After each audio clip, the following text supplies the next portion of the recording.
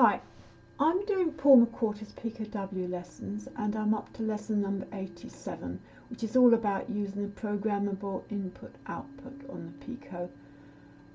Before I start, I need to apologise for my speech, which is progressively getting worse and worse, but hopefully I won't have to resort to the horrible generated speech on YouTube. So I try to make myself as intelligible as possible.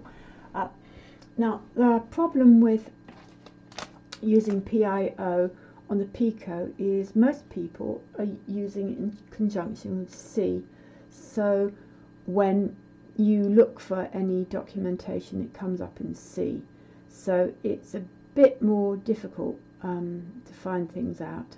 And if you want to look for examples, I try not to, you'll be finding in C rather than using MicroPython. But hopefully after Paul's finished his lessons on PIO, then that will make more information available.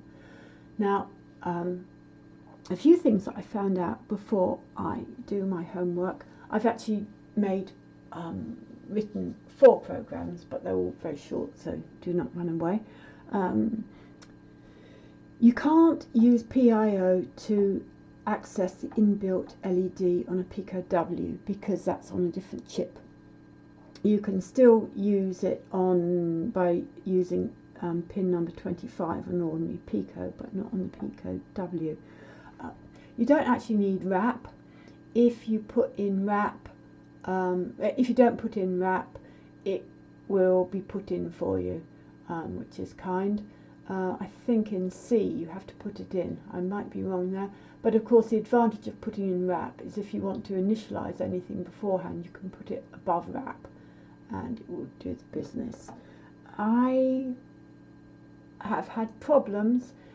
If you're playing around, you tend to use out and set and then change it back to out and whatever, and you might forget to change your in base, out base, set base, side set base, which is why I've decided it's quite a good idea to put them all in, because that will give you a bit of a hint of where you're going wrong, as opposed to if you just have set base, for example, and none of the others.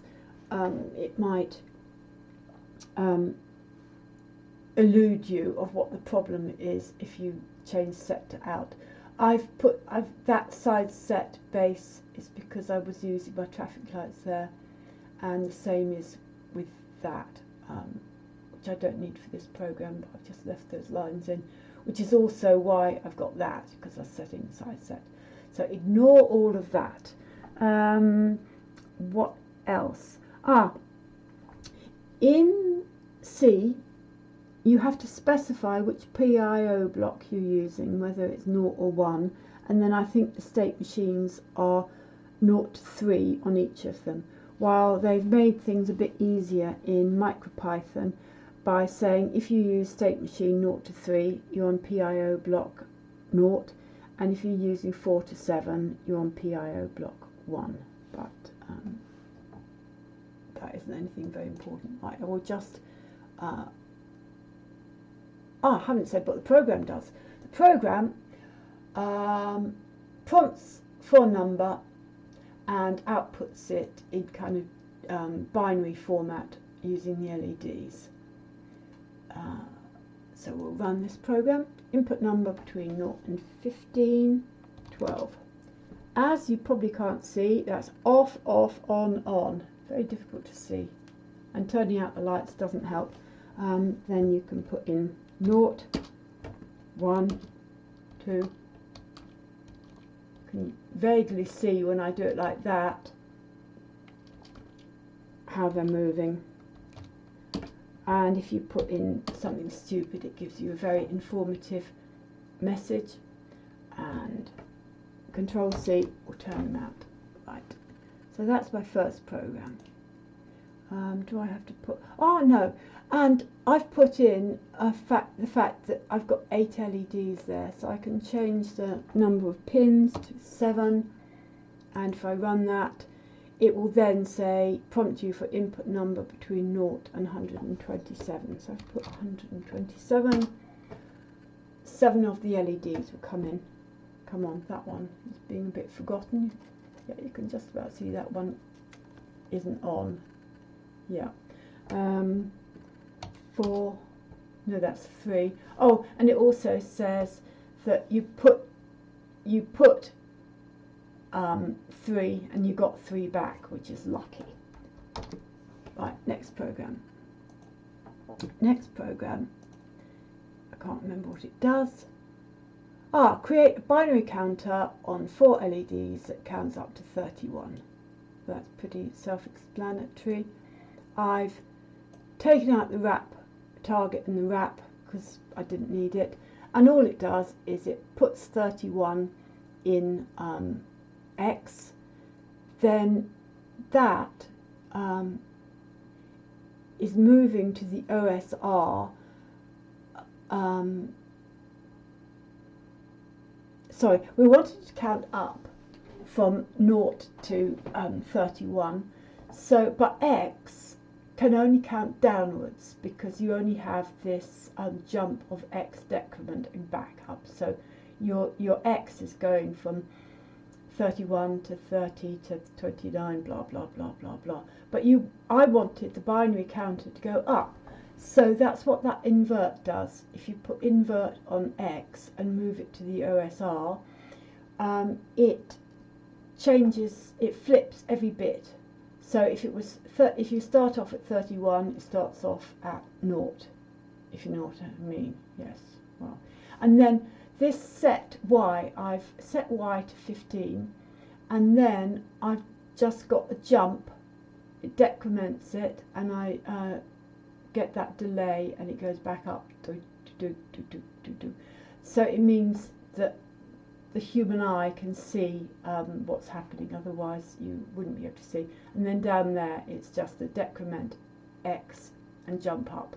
So it does it for 31, 30, 29, and then you invert it, so it's really going, displaying 0, 1, 2, 3, 4, 5, etc. I'm not explaining this at all well. And it was too much trouble to turn off the LEDs at the end of the program, so I didn't bother. We'll run that. Right, I think you can see that's counting up. That's counting up in a binary fashion.